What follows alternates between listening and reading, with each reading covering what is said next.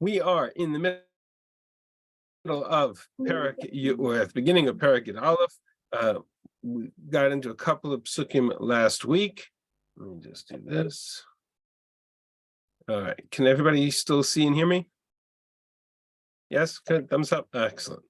All right. So we are, if you remember the end of Perek Yud, we had this conversation that the Malach has with Daniel in response to his fasting and tefillah.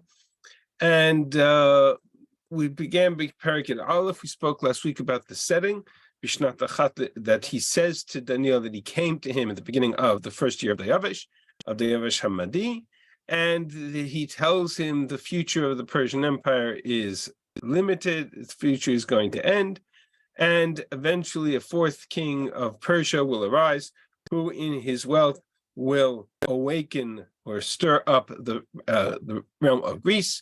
Most scholars agree that, or connect that verse to Xerxes. There's some discussion amongst the Mefarshim whether it's Xerxes, Chashiash, or with Artaxerxes. More likely, I suggested Xerxes based on what I've read, and certainly Xerxes' wars against Greece. He wins some, he loses the major battle in Salamis, and comes back defeated. Bi'amad Melech Gibor, and here's where our story begins.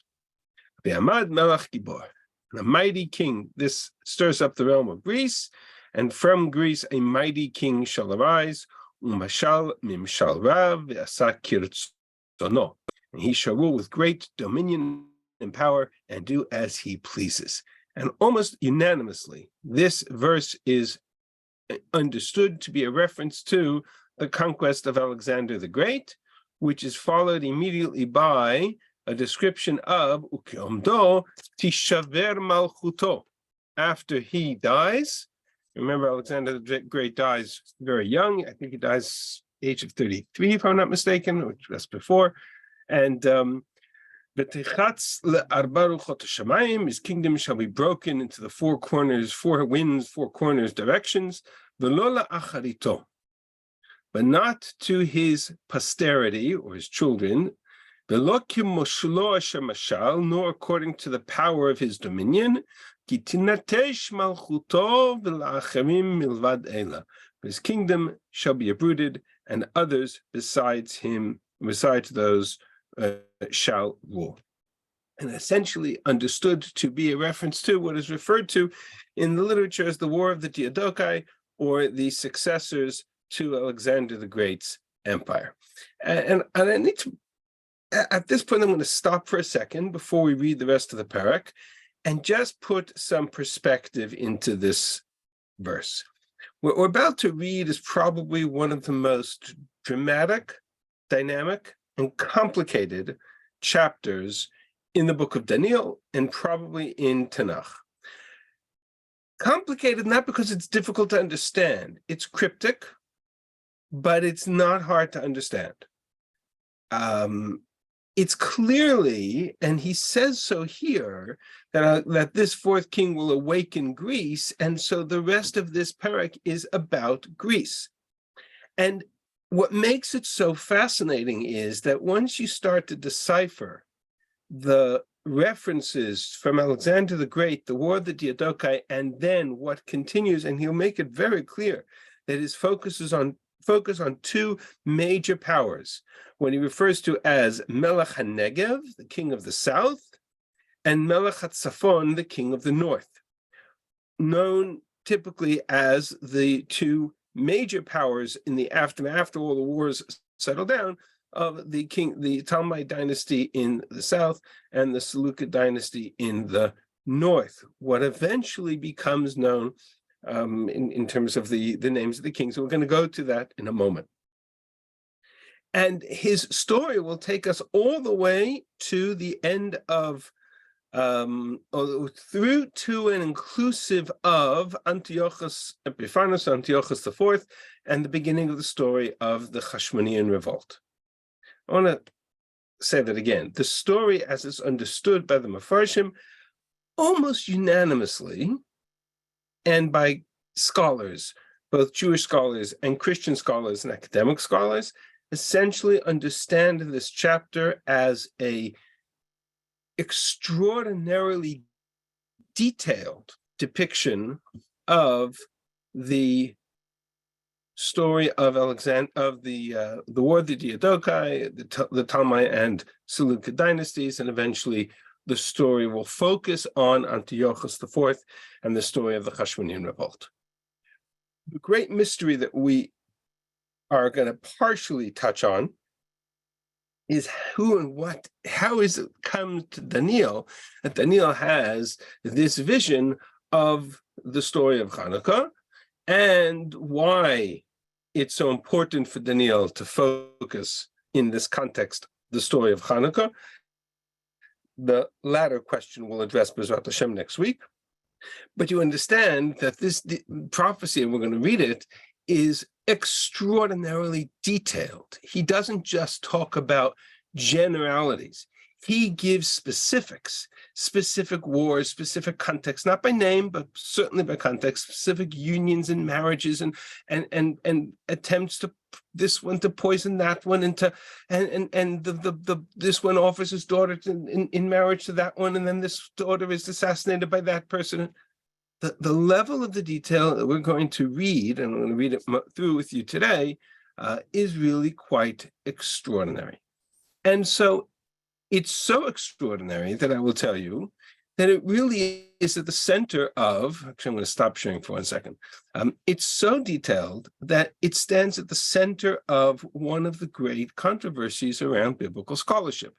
Namely, Barbanel makes a passionate argument that the detail of Daniel's prophecy is a proof to the power of prophecy, because here's Daniel in the after more or less 6th century before the Common Era, talking about the Daniel return of the Babylonian exile, and he's talking about events that will take us into the 2nd century before the Common Era.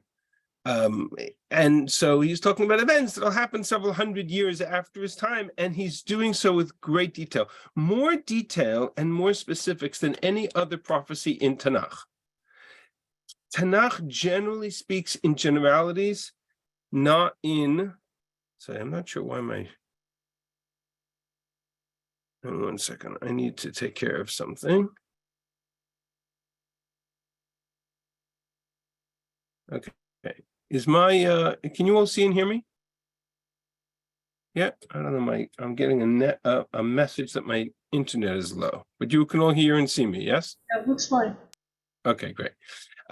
So Tanakh generally speaks in generalities, not in the kind of detail that we see in Daniel. So that leads many to suggest that, in fact, this is not written by Daniel of the Babylonian exile and return. And this is written by a later scholar, Daniel, hundreds of years later, more or less, who saw the events. And he's describing the events with a kind of a foreshadowing nod, but he actually saw them or witnessed them or read about them or heard about them, because he's the detail is so great that it's impossible to suggest that this is actually a in advance prophecy. I'm not going to enter into that debate because it's not relevant for me.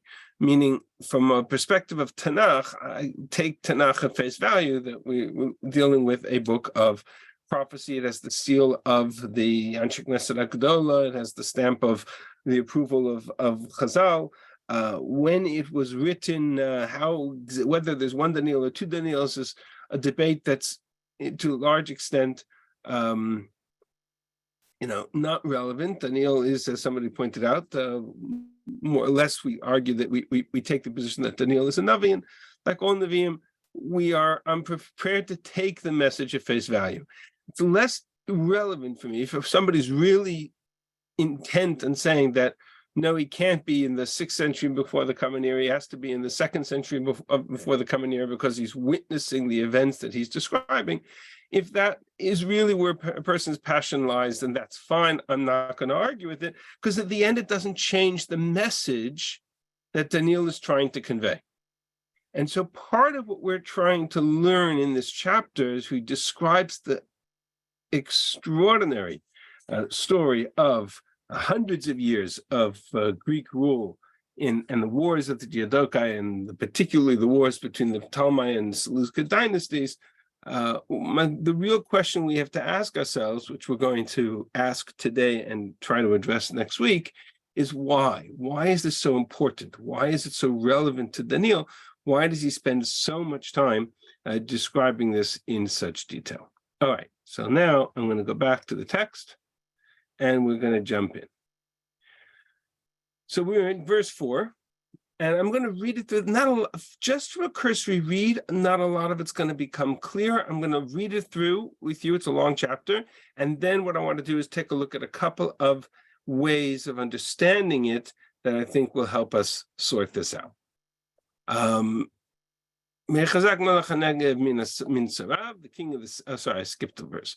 Let's go back to Dalet. And as Alexander the Great's kingdom breaks up, it will be handed over to the dominion of the Diadochi, the battles of the successors, and because that's where our story begins. The king of the south shall be strong, and also one of his princes. He shall be one of his princes shall be stronger than the king of the south and have dominion. That's referring to the king of the north, and his dominion shall be a great dominion. And here again we have the beginning of the conflict between the king of the north and king of the south. At the end of years, meaning at some point in the future of this story, they will connect. They will come together. Ubat melech hanegev tavo el melech tzafon lasot misharim. We'll try to create a peace treaty, a union between the king of the north and king of the south, by offering the daughter of the king of the south to marriage to the king of the north. V'lo ta'atzor koach hazroa, but she shall not retain the strength of her arm, meaning this will be unsuccessful. V'lo ya'amod uzro'o, and neither shall he stand nor his arm, but he and she shall be given up, and those that brought her, and he that fathered her, and he that obtained her in those times, shall be destroyed. But one of the shoots of her roots shall stand up in his place, and come to the army, and enter into the stronghold of the king of the north, and deal with them and prevail. Now, even if I didn't know anything about Greek history, which I don't really, I'm not really an expert on Greek history, but you already get a sense from this prophecy, whatever they're talking about specific events. Some union between the daughter of the king of the south and the daughter and the king of the north, that it's an attempt to make a peace treaty between them that is unsuccessful because she doesn't survive it, and we'll see why in a second. And then one of her descendants comes, and there's a continuing war. She'll enter into the stronghold of the king of the north and deal with them and prevail, the king of the south conquering the king of the north, and taking back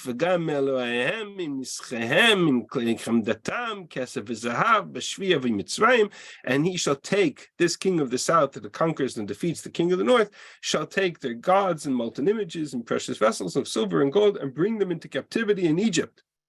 And shall desist for some years from battle or war with the king of the north. And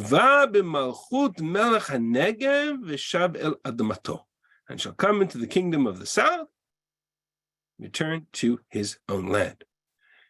However, that's not the end of the story. His sons shall stir themselves up, shall assemble a great force, a multitude of shall come and sweep through as he passes. And again, the Shov v'yitgare ad ma'uzo shall again stir himself until his stronghold. How far do I want to go before I stop? Let's try to go a couple of more verses. V'yitmarmar melech hanegev, the king of the south shall be enraged that the king of the north did this. V'yatzav v'nelchamimo im melech hatzavon, they'll go to war with the king of the north. V'yamid amon rab v'nitan ha'amon biyado, great battle, great multitudes, and the multitudes shall be given into his hand. V'nisa ha'amon Viram levavo, the multitude shall be taken away, and his heart shall be haughty. V'yipil rabot v'lo yaoz, and he shall cast down tens of thousands and shall not prevail. V'shav melech hatzafon, then the king of the north shall again set forth a multitude. V'emid amon rav min harishon, even more numbers than the first. V'leketz ha'etim shanim yavovo v'chayil gadol b'rechush rav shall come with the end of this period with great army and much substance. And again, back and forth. In those days, many shall stand up against the king of the south. Those that are violent amongst your people shall themselves lift up to fulfill this vision, and they shall stumble. All right, I'm going to continue for this in a second, but there's just too much detail here to make sense of this without some kind of interpretation. So I want to show you some really interesting phenomena. I want to pull two sources that contemporary sources, that might surprise you, we'll see in a moment, that are an attempt to kind of give some sort of meaning to all of this. Again, most scholars agree that if you understand Greek history, then you understand the nuanced references he gives here to very specific events in the story of Greece. So, for example, this is I'm going to come to this in a minute. I'm going to jump to the end of the source page.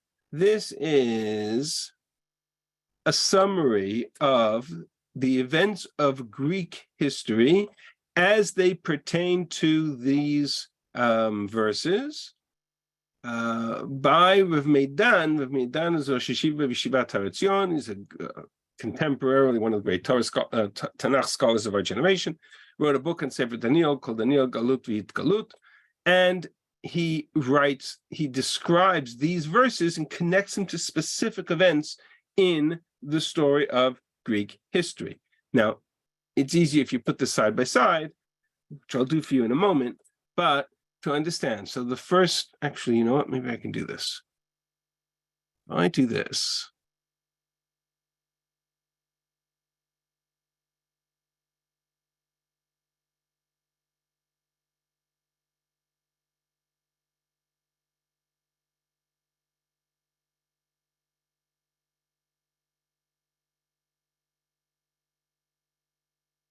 Can you all see now both screens side by side? Not yet. Yeah. Yep. There it is. Okay, good. The right-hand one is kind of small. Correct. It's smaller because I had to put them side by side. So I apologize for that, but I will try to read it but I wanted you to see the verses as I read them through. So basically, he starts as follows. The mighty king in verse 3 says is Alexander the Great. I think there's no argument on that according to the Mefarshim. The empire will be given to his successors, the war of the Diadochi, and these are the kings of the south, Talmai and his dynasty who ruled in Egypt, emerging from there on their conquests, and from the kings of the north, the Seleucus I and his dynasty who ruled over Syria and the lands of the Tigris and the Euphrates. All of that is in verse 4. That we talked about earlier. Then he says the following. These kings, the north, would conquer, the king of the north would conquer the land of Israel, and at the end of the 3rd century, he would take from the hands of the Talmais, Antiochus II conquered it from Talmai V in the battle in the year 201, and he says that is a reference to verse 5, Yechazak melech hanegev umin sarav, Yechazak alav memshal rav, the king of the north shall take these lands from the king of the south. The alliance, now here's verse 6 with the story of the daughter being given as an alliance. The alliance of the king of the north and the king of the south through marriage ties Bernice, daughter of Talmai II, marries Antiochus II, following the Second Syrian War, but that marriage did not last, and all were put to death. Plotted by Leodotia, who I believe was who's Antiochus's first wife and the mother of Seleucus, and she objected to her children being deprived of their royal inheritance. Okay, so she kills them all. The successor of that battle, Talmai III, son of Bernice from the south of Egypt, took revenge against Seleucus II and prevailed against him. That, he says, is a reference to verse 7 and 8, one of the shoots of her roots. Right? Successor, Talmai III, son of Bernice, one of the shoots of her roots, shall stand in its place and come into the army, enter the stronghold of the north. He shall battle against the king, he will prevail, and of their gods, etc., take them back with him, the spoils of war, took revenge and prevailed against him. I think it's actually the king of the south who prevails against the king of the north in that particular case. Then you have the children of Seleucus II, Seleucus III, later Antiochus III, who fought back against the king of the south until the Battle of Raphiach, where the king of the south prevailed, but ultimately Antiochus III would defeat Talmai V and conquer the land of Israel. All of this described in verses 10 through 15, which is what I read before, back and forth, the king of the south, king of the north, battles against each other, etc. Finally, and then the story continues. What do I gain from all of this? What I gain from all of this, again, we can go through the details of it, and if you're a student of Greek history, then it's an exercise in trying to match up points of reference. But it's what I wanted to get a sense of is how detailed, although cryptically, because he never mentions names, but how detailed these stories are. He's talking specifically about unions between this king and that king that is destroyed because plotted by Leodotia, who is Antiochus's first wife, against the mother. Right? These are very detailed pieces of information, which in advance would be called prophecy, in hindsight would be called history. But what relevance does it have to Daniel? That's the question. There's no other prophecy in all of Tanakh that has as much detail in terms of historical facts, than past or future, than this chapter has in terms of the story of Greek conquest. And that's really the great mystery. If we go back up here, and what I'm going to do now is, let's do this as follows. Let's do this as follows.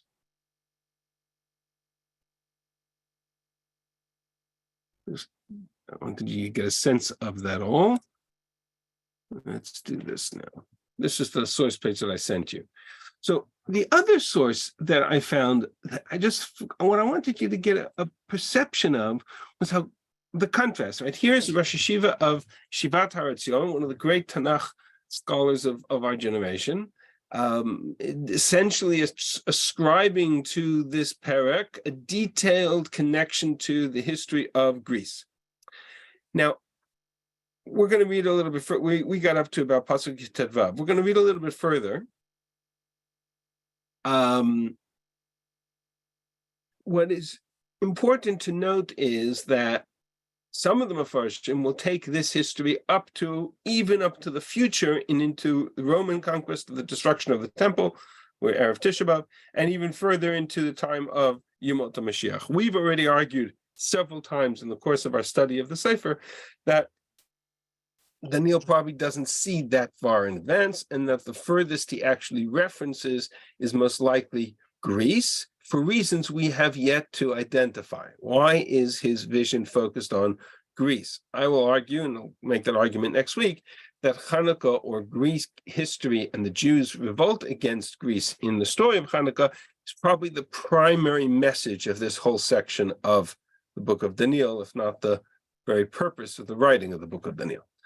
But what's interesting is I found an external source, And this is a very religious Christian source, Christian scholars, and I found it on a website.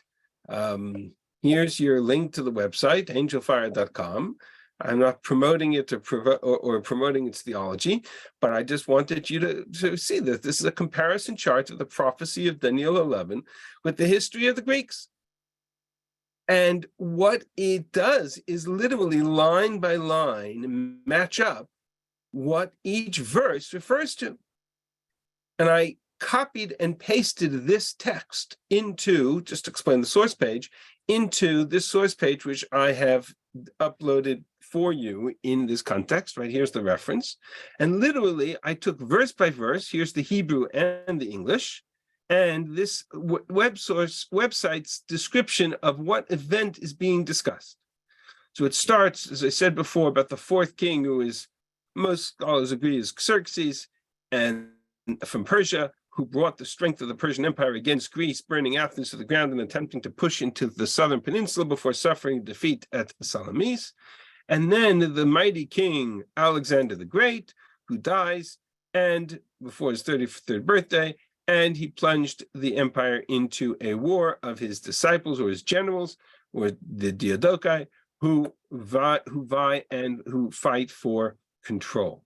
And that's more or less the same position or same interpretation that I shared with you from Rav Meidan's Sefer earlier.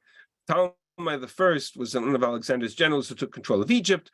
One of his generals was Seleucus, who eventually rose to ascendancy over Mesopotamia and Syria, meaning Seleucus was a general of Ptolemy. That's the reference here that V'yechazak alav that V'yechazak melech haNegev umin sara v'yechazak alav mishal rabba mimshalto. The king of the south will go strong, but one of his princes will gain ascendancy over him, meaning Seleucus, who was a general of Ptolemy and split apart, and that's how the kingdom, that conflict between the two dynasties, north and south, starts.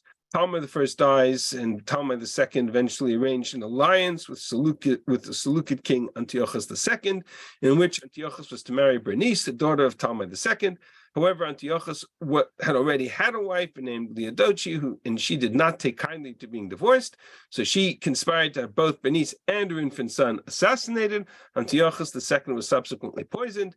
Leodochi ruled as regent until her own son, Seleucus II, was old enough to assume the throne of the Seleucid Empire. And that's this union here that failed, described in Pasuk Vav. Then Ptolemy III organized a campaign to avenge the murder of his sister. He captured Antioch and marched all the way to Bactria and defeated the Seleucid navy. And back and forth. We can go back and forth in these psukim and the Greek history. I left this for you. It's yours. You can have it. It's on the website. You can download it and read it through. It's just a fascinating parallel. Literally, I don't know of any other chapter in Tanakh that's prophetic in its nature, that literally lines up verse by verse with the history that is described in its, or perceived to be in its future. Seleucus II was succeeded by his son Seleucus III, and who lived only 3 years before being followed by his younger brother Antiochus III. Antiochus III set out a battle of conquest, marching to the borders of Egypt, where he was met by Ptolemy IV. And again, referenced here, sons will mobilize and assemble a multitude of great forces. One of them will keep on coming and overflow and pass through. They may wage war up to his very fortress. I'm going to skip all of this. We read it through. This is a reference to the Battle of Gaza, where Antiochus returned to take arms against Egypt. And we're going to pick up the story where we left off, which was in Pasuk Tet Vav, Tet Zayin. Melech Tzafon will come, Yishpoch Solala, the king of the north will come and cast a siege mound and capture a well-fortified city. And the forces of the south will not stand their ground, not even the choicest troops, for there will be no strength to make a stand. V'yavo Melech Tzafon v'yishpoch Solala, v'lechad ir mivtzarot, uzroot hanegev lo ya'amodu, v'am mivcharav v'ein koach la'amod. Antiochus III's counterattack. All right, and then he moves south into Palestine. He takes Jerusalem in 198. That's a reference here to B'yas Habaylav Kirtzonov ve'enu med lefanav. Nobody will stand up against Antiochus. V'yamod be'eretz hatzvi. He will stand in the beautiful land. Eretz hatzvi, of course, is the land of Israel. Tzvi hilachol aratzot. That's also a prophetic expression. And Antiochus III will enter into an alliance with the young Talmai V, who is still a boy. The alliance was sealed by Talmai V marrying Cleopatra, not the famous Cleopatra, different Cleopatra, daughter of Antiochus III. But rather than being an influence on behalf of her brother Cleopatra, Cleopatra became an ardent supporter of Egypt and even reigning after the death of her husband in 181. Interesting piece of information. Here it says, he will set his face to come with the power of his whole kingdom, bringing with him a proposal of peace, which he will put into effect, and he will also give him the daughter of women to run it, or to ruin it. But she will not take a stand for him or be on his side, right? The intent was to bring Cleopatra as a way of undermining Egypt, and she ends up being a big supporter of Egypt. Antiochus III invaded, then it goes up more about Antiochus and the battles back and forth. I'm going to skip a little bit with your permission. You can read this through and see, it goes through the story of Antiochus III, and then we come to this piece here. And I want to pick up from Pasuk Chaf, because that's where our story gets more interesting and more relevant. Mi'amad al kanom avir noges heder malchut. In his place will arise one who will send an oppressor through the jewel of his kingdom.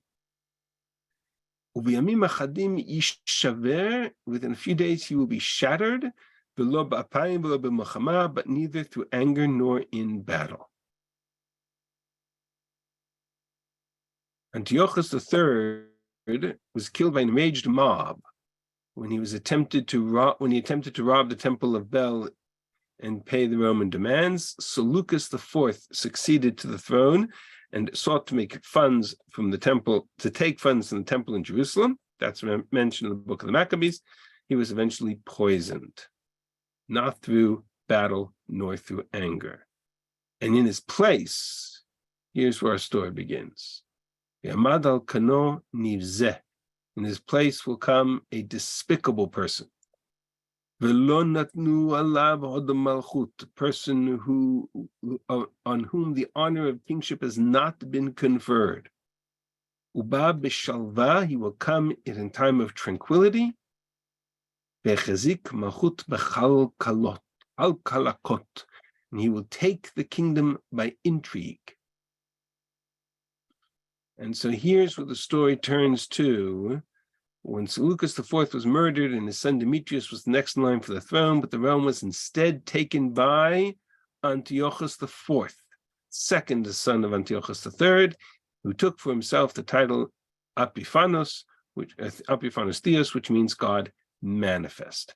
And here's where the story turns to Antiochus IV, and the remainder of this chapter are the escapades of Antiochus IV. In other words, what I have between verse 2 and verse 21, or verse 4 and verse 21, is the whole history of post-Alexander the Great. This one, that one, marriages, poisons, wars, battles, up until I get to Antiochus IV.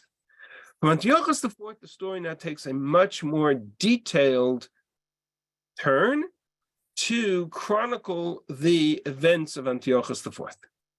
And that's sort of where the conclusion that I shared with you earlier, that's where I pull it from, which is that the primary purpose of this whole chapter is to reach this discussion of Antiochus IV.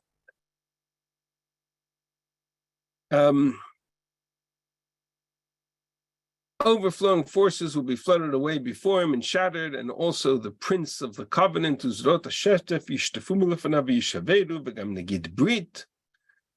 which is a reference maybe to the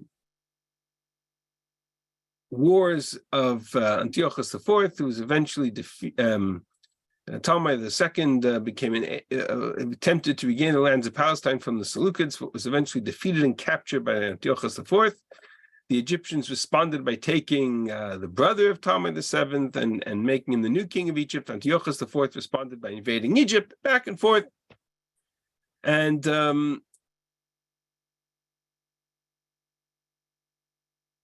the time of tranquility, he will enter the richest parts of the realm, and he will accomplish what his fathers never did, nor his ancestors. He will distribute plunder, booty, and possessions amongst them, and he will devise schemes against the strongholds, but for a time. All reference to the control and power of Antiochus IV.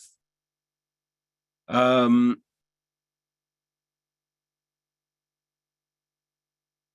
going to jump to this as a period of time where the Talmai and his brother tried to overpower Antiochus IV, and at some point or another he ends up. I'm going to jump to Pasuk Chaf Chet.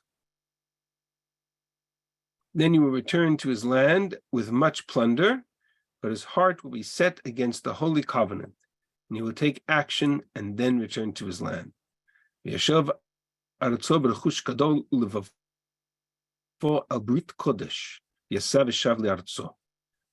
Antiochus returned from Egypt with great plunder. This is, again, I'm not reading from a Jewish source, I'm reading from a Christian source on the website that I showed you earlier. I just wanted to show you how powerful the connection is. Antiochus IV returned from Egypt with great plunder. Several years earlier, he had accepted a bribe from a Jewish priest named Jason to remove the current high priest and put Jason in his place. This is recorded in the book of the Maccabees. Jason was eventually removed by another priest, Menelaus, offered a still higher bribe. When Jewish representatives came before the king with their complaint, Antiochus put them to death. And so you have this reference to the plunder and his heart set against the Holy Covenant, the beginning of the roots of the revolt against Antiochus. The next piece of this is Antiochus invaded Egypt again, trapping the Ptolemaic kings in Alexandria. Reference here, he appointed time he will return and come to the south, L'moed Yeshuvu B'Hanegev. But this last time it will not turn out the way it did before. Representatives of Rome met with Antiochus IV, ordered him out of Egypt, and eventually, coming to Jerusalem, he found the Jews in revolt, with Jason acting on the rumor that Antiochus IV had been killed in Egypt, had raised a force to remove Menelaus and the priesthood. Antiochus IV desecrated the temple. Antiochus comes to Yerushalayim, and this is where that story is recorded. Ships of Kittim will come against him. That's from the islands. He will be disheartened and will return and become enraged at the Holy Covenant and take action. So he will come back and show regard for those who forsake the Holy Covenant. We're going to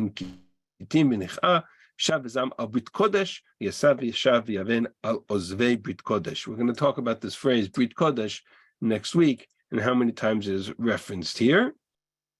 And the forces from him will arise, desecrate the sanctuary, do away with the regular sacrifices, and they will set up the abomination of desolation.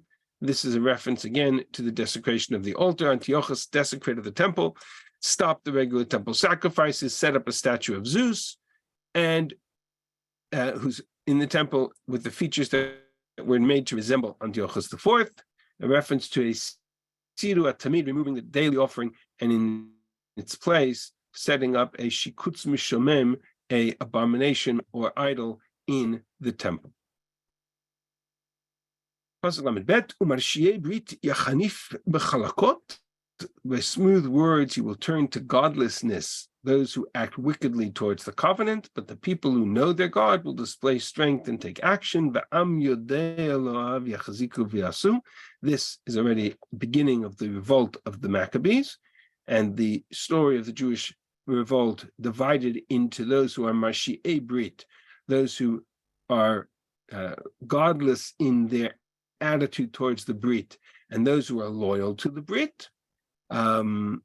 this again is recorded in the book of the Maccabees. The Jews had accepted the changes of Antiochus and went so far as to build a gymnasium in Jerusalem to seek their circumcision reversed. Verse 43 goes on to say that many from Israel gladly adopted his religion. They sacrificed to idols and profaned the Sabbath. And then the Jews who refused to turn from their observance, who were loyal to the Brit, and who opened revolt against the Seleucids and against Antiochus.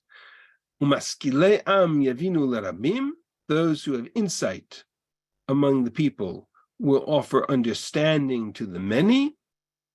V'nichshelu b'cherev u'b'lehava b'shvi u'b'biza yamim, and for many years they will fall by the sword for many days, and by the flame, by captivity, and by plunder. There is the assumption here is that this is a reference to the story that's recorded in the book of the Maccabees, that the initial fight or battles between the Chashmonaim, let's call them, those who are loyal to the Brit, against the Greeks, failed because the Jews refused to fight on Shabbos. And the Greeks knew this, and so they came and massacred them, and that became a big issue. And so began the reference to the notion that if it comes to for fighting, for protecting the life of the Jewish people, and for your own life, you're allowed to desecrate the Shabbos. That was a matter, that whole story is recorded in the book of the Maccabees as well. Now, when they fall, they will be granted a little help. So there was a setback, and then Hashem came and helped them. And many will join them, even in their hypocrisy, meaning many of the Hellenists amongst the Israelites will come and join them. The Maccabees were joined by a company of Hasidians, many warriors of Israel who offered themselves willingly for the law, book of the Maccabees. As a result, many who had previously gone along with the changes imposed by Antiochus now joined the revolt. And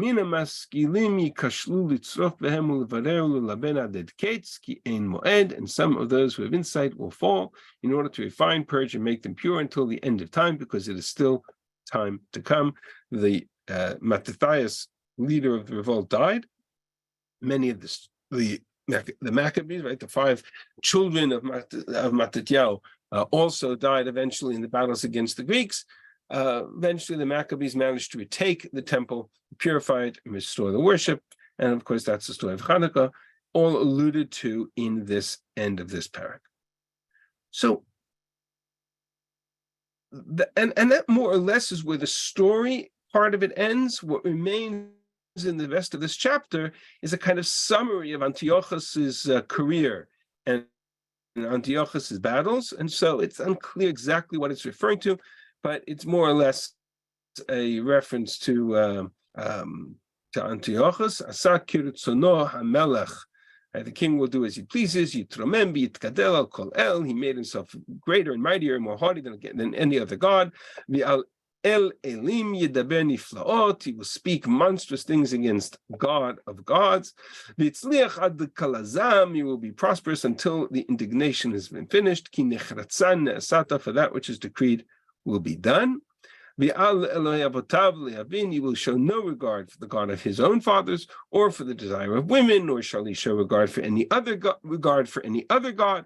He will magnify himself above them all in reference to the arrogance by which Antiochus set himself up against the religious decrees against the Jewish people and in Israel. And we will talk about those decrees as we continue this next week. And he quotes here in this side of the page all of the various attempts to rob the temple and the story of his revolt against Israel and by religious decrees that are recorded in the book of the Maccabees. But instead, he will honor a god of a fortress, a god with whom his fathers did not know. He will honor them with gold and silver and costly stones. He will take action against the fortress. I'm going to skip all of this because more or less it says the same thing. It talks about his battles in Egypt and kind of a summary of the various battles that we talked about earlier. He will enter the beautiful land. Many countries will fall. Those who will be rescued out of his hands. Edom, Moab, Reshit Bnei Ammon, Yishlach Yado Ba'aratzot, he will stretch out his hand against other countries. Eretz Mitzrayim lo tiyepteta, the land of Egypt will not escape. Umashal b'michmanei hazav ha'kesef, he will gain control over the hidden treasures of gold and silver. V'chol chamudot Mitzrayim, and all of the precious things of Egypt. V'lubim, Libya, v'chushim, and Cush, v'mitzadav. Ushmuot yivahelu, rumors from the east and the north will disturb him. Mimizrach u'mitzafon v'yatzah b'chema gdolah, he will leave the land of Israel and go forth with great wrath to destroy and to annihilate other armies. And v'ita oale apadno, he will pitch the tents of his royal pavilion ben yamim lahar tzvi kodesh, between the beautiful holy mountain, uva ad kitzo ve'en ozela, and he will eventually meet his end with no one to help him. And again, a reference, he says, to Antiochus IV. And that's the end of the parak. Again, if I had to decipher it without any kind of map to Greek history, it would make very little sense. Too vague, too complex, too esoteric on the one hand, but on the other hand, very specific. This battle, that battle, this person, that person, king of this battle will happen, that battle will happen. But the moment I plug in, actually I can stop sharing. The moment I plug in what we know of from the history of the wars of the Diadochi and subsequent the battles of the Seleucid and Ptolemaic dynasties in Egypt and in Syria, what eventually emerges is a focus on Antiochus and Antiochus's attempt to address or to challenge the community in Israel, the Matzdike, the Mashiach Brit and the Brit Kodesh, those who are loyal to the Brit, those who abandon the Brit, all references to the Jews and their frame of reference vis-a-vis the Brit with God. So the general, again, take a step back. There is a sense, there is an interpretation, there is an approach to this parak that says that we're talking about battles that are in the future, the battles that are eschatological, that are right Mot Mashiach, when that, like every other vision in Yechezkel, in Daniel. What I'm suggesting is that in some very concrete way, Daniel is specifically focusing on the stories that lead to Antiochus. And that all points on the compass lead to this story of Antiochus. I'll give you one example. Twice, he mentions in this parak some kind of an attempt at a brit between the Seleucid and Ptolemaic dynasties through unions that do not succeed. Yes? Right? He mentions that twice. He mentions that in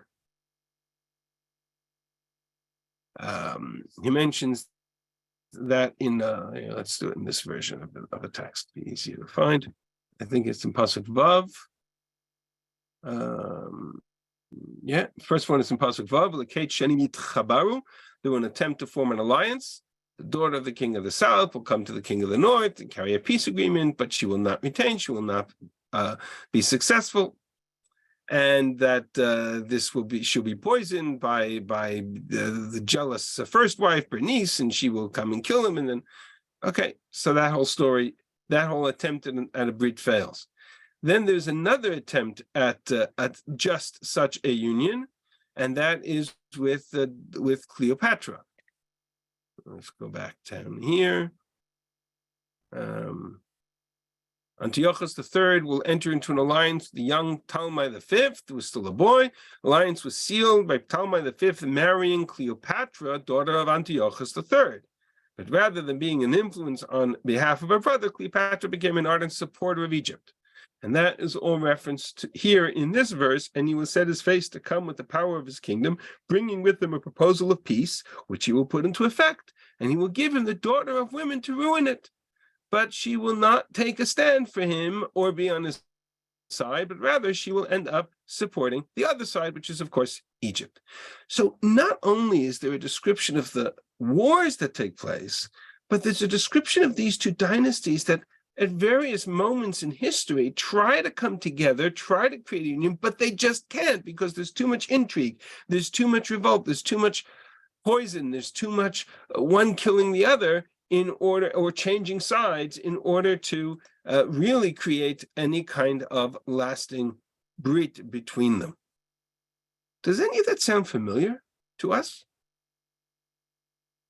Just as a kind of point of reference, does that at all sound familiar?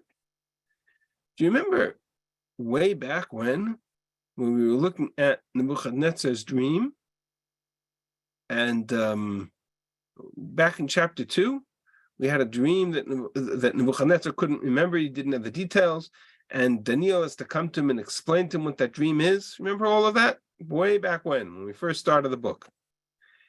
Mhm. Amongst the details in that description of that statue was that the 2 feet of the statue, I'm just going to jump to the end of it, the 2 feet, iron and clay, right? The top was gold, the torso was silver, the legs were brass, etc. Then together the iron and clay, the brass, the silver and gold was shattered. What is the purpose of the description of the feet, iron and clay? So Daniel describes it as the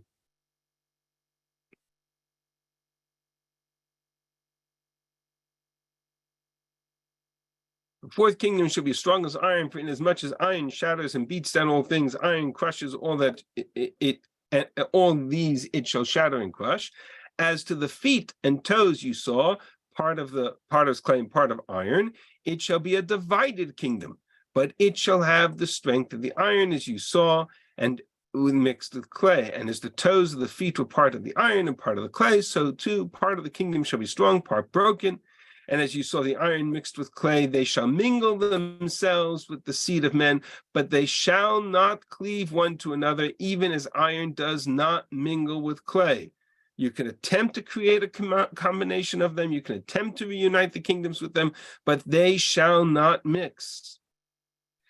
Now again, according to the traditional Mefarshim, we're talking about some vision of Yemot HaMashiach. But what I had suggested then, based on this insight of Rav Meidan, what I suggested was that,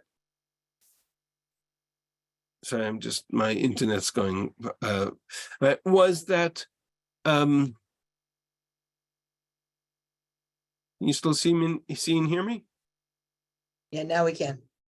Yeah, what I had suggested then was that this was a reference to the split of the Greek Empire, because Greece was the last empire that he saw, and that just as the 2 parts, the Seleucid and the Ptolemaic dynasties, could not mix, even if they attempted to mix with these attempts at unions and then marriages, but the 2 kingdoms were too far apart, even though they were of one nation or one sort of source, but they just would not mix together, iron and clay, and they therefore remained apart.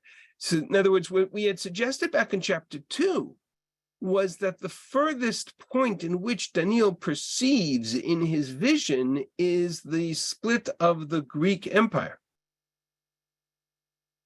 post-Alexander the Great, that'll eventually lead to the story of Hanukkah. And we actually suggested that that stone that emerges, that destroys the statue, and that has the potential of being a reference to the kingdom of Hashem, of Malchut Hashem, is actually the Chashmonean kingdom, if you remember our discussion.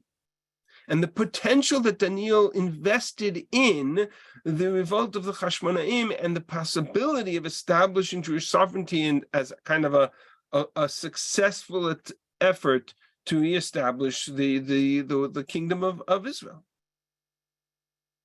What we saw back in chapter 2, we're now seeing emerge in this vision of chapter 11, the message that the Malach shares with Daniel.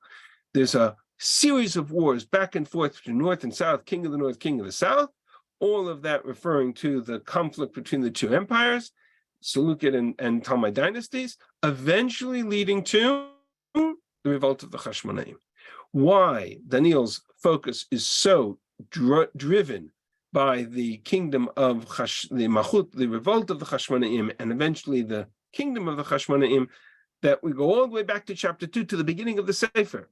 And now chapter 11, the last vision of the Sefer, and the two anchor points come together to the same conclusion. That's the real question in the Sefer. That, I think, is at the core of the purpose of Sefer Daniel and the message of Sefer Daniel. And that we will explore B'ezrat Hashem next week. Okay. I hope I did not go through the chapter slowly and in detail as I've done with other chapters because it's so tedious in its language. I thought that would be distracting. However, you're welcome to take the source page, which I've shared with you, and read it through at your leisure and kind of try to match points along the way. You have it in both Hebrew and in English. And we will, B'ezrat Hashem, next week, pick up on this question of why Hanukkah? Why is that the central motif of the book of Daniel? And what does Daniel try to gain from it? I have a minute or two for questions if there are. No. Wow, thank you very much. I appreciate that. Thank you. I will be happy to. Can you repeat the purpose of the book of Daniel, where you connected the Nebuchadnezzar to the part that we read today? I haven't actually explained it. I've just thrown it out as a question. In other words, part of what Daniel describes in chapter 11 is this constant battle between the north and the south of the two kingdoms within Greece, and the attempts at various moments to bring the kingdoms together through union, through marriage, that's failed, right? Twice he mentions that, once by in verse 6 and later on by the story of Cleopatra.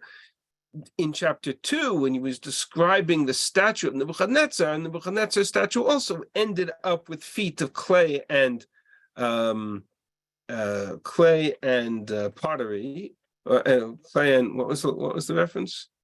Iron. Iron, right? Iron and clay. And just as iron and clay do not mix, so too these two, right? The kingdoms can't mix.